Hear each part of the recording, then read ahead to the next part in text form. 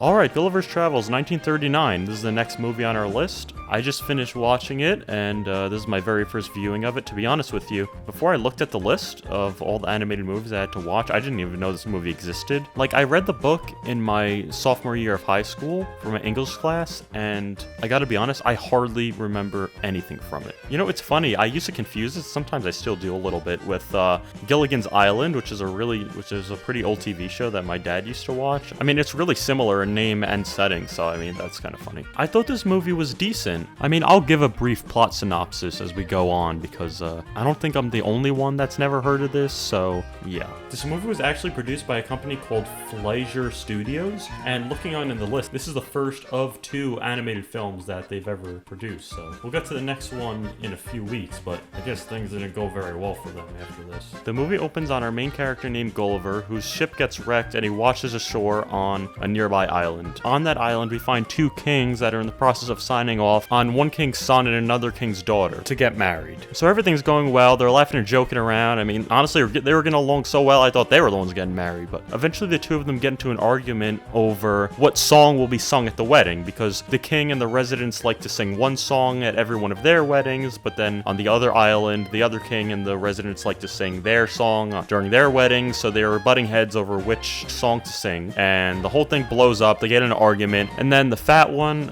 I forgot both their names, I guess they're both fat, but the fat one declares war on the one that is shaped like a pear, and the wedding is called off. And to be honest with you, I mean, I don't think this was intentional, but the breakup between the 2 kings is honestly more emotional than the breakup between the prince and the princess, but that's besides the point. Then one of the king's underlings reports to him that he found a giant washed ashore on the beach, and so the king tells him and this whole group to go over there, tie him up, and bring him back to the castle. And so this is where the movie goes to an absolute standstill, because these next few scenes where they sneak over to the beach, they tie him up, they bring him back, like, these scenes drag on forever. Like, it's still entertaining. It's still kind of entertaining and creative, the way that the different ways and methods that they use to tie him. I mean, he's this big guy, so it wasn't exactly gonna be easy, but they elongate these scenes far too much, and we're just like, you're sitting there and you're like, okay, when is something gonna happen? But then nothing ever does. And then the scene just goes on and on forever, and it's just like Gulliver, he doesn't even wake up until halfway through the film. I checked, it was actually exactly at the halfway mark, and like, things pick up a little bit from then on, but I mean, like, there's stuff that happens at the first 10 minutes of the movie and the last 10 minutes of the movie, and the middle, it's like, it's not all filler, but it's just like, it's so painstakingly drawn out, and it's like, again, there are a lot of little things that happen, and it's, you know, the characters are funny, and it's like, it's entertaining enough, but it's just like, it feels like this entire movie is based off of one chapter of the book. Again, I completely forgot everything about that book, but it's as if one chapter of the book is just stretched out into an hour and 15 minutes of the movie. And again, that's not that long, but you feel every single second of the middle third, even more, of the movie. And then Gulliver wakes up, and it's like, he is hilariously out of place in this world. Like, I guess that's kind of the point, but it's like, it almost looks like they used a completely different animation style. It looks like Gulliver is entirely motion captured, and like, half the stuff he says doesn't align with his mouth, and it's just like, it's very it's very jarring. And then he doesn't even do anything throughout the film. He's all like, my. And then he just randomly locks in at the end, and then that's it. The one island comes back to this island to launch an all-out attack, but then Gulliver brings the prince and the princess together at the very end to sing both their songs at the same time, and it sounds really nice and really sweet, and everyone's happy, everyone's crying, whatever, you know. There were also these spies from the other island that were there, and they're actually trying to shoot Gulliver with his own gun, which is kind of morbid, but they get intercepted at the end by the prince, who sacrifices himself, but then he's not really dead, because of course he's not. But then they sing the song, and everything's great.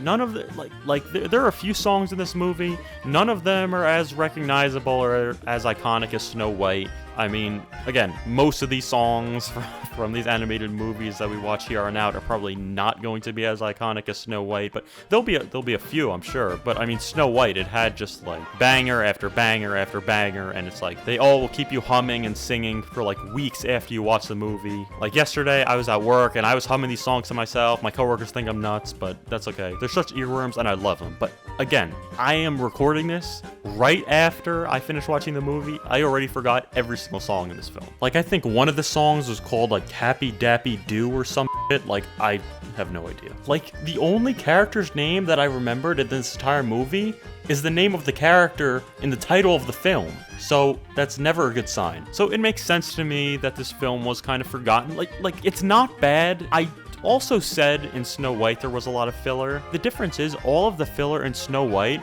was still just so much fun to watch. It was just so much fun to watch the dwarves kind of messing around and joking around, and just like that movie, I don't know how it did it, but it found a way to make the dwarves washing their hands and faces like just a blast to watch. And you know, it was a mix of the animation, the voice acting, and everything. It had that charm that this movie cannot quite capture. But don't get me wrong, I don't think it was bad. It was just not nearly as fun a watch as Snow White, I'd say. Like, I wish there was more to say about it, I really do, but when the main character of the movie doesn't wake up until the 38-minute mark, I mean, and I guess you can argue that he's not the main character, but that's the problem. There's, like, no main characters of this film. There are the two kings, there's the little messenger guy that first finds Gulliver on the beach, there's, like, these 3 spies, there's all of these names I've forgotten, by the way. Like, there's no one really that necessarily stands out. So it's like, I mean, Gulliver certainly stands out visually. It looks like he's in a completely different form of media. There's the prince and the princess, but it's like, again, they don't have that much screen time. So I don't know. It's like an ensemble of characters. Not that that's a bad thing, but it's just like, this movie is like very sporadic at times and unfocused, but then the next scene, it just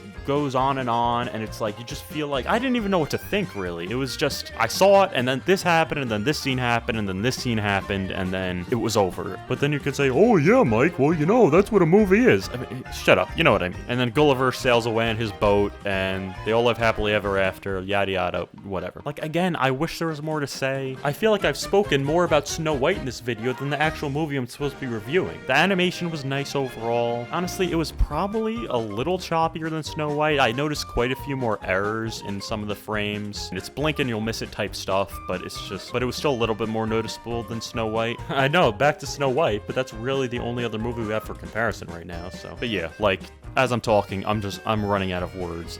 Let's just get to the ranking. Okay, so where does this movie rank?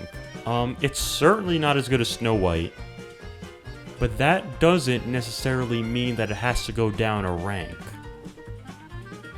That means it's going down 2 ranks. I mean, I feel bad. It's a second animated film, but just Snow White set such a high bar, and it's so iconic that not only was it very difficult for Gulliver's Travels to follow it up, it's just not a great film. Like, I'm not gonna put it as low as D or F.